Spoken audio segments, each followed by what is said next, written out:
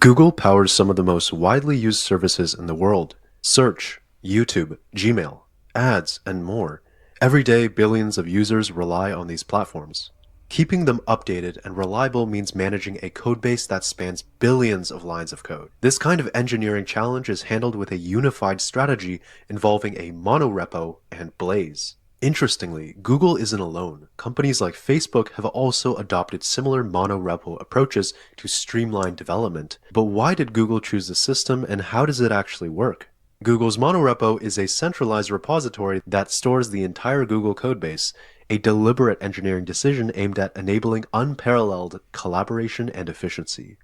So why a monorepo over multiple repositories or microrepos? Well, all teams work from the same source of truth, which avoids fragmentation across projects. Also, shared libraries are centrally maintained and prevents version mismatches. The monorepo also supports contributions from thousands of engineers worldwide, so scalability is built in. And as of 2015, since I couldn't find a more recent statistic, Google's monorepo managed approximately 86 terabytes of data, including 1 billion files and 35 million commits over 18 years.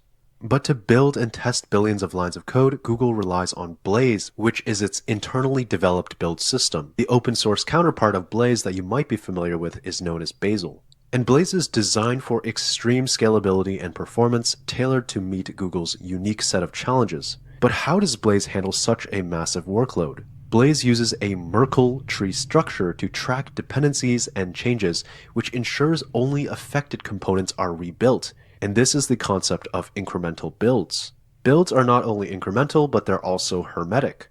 This means that builds are isolated from the host environment and guarantees reproducibility. So if we look at the Merkle tree structure, the leaf nodes represent individual files, which are hashed using SHA-1. The intermediate nodes combine hashes of the child nodes and forms a hierarchy.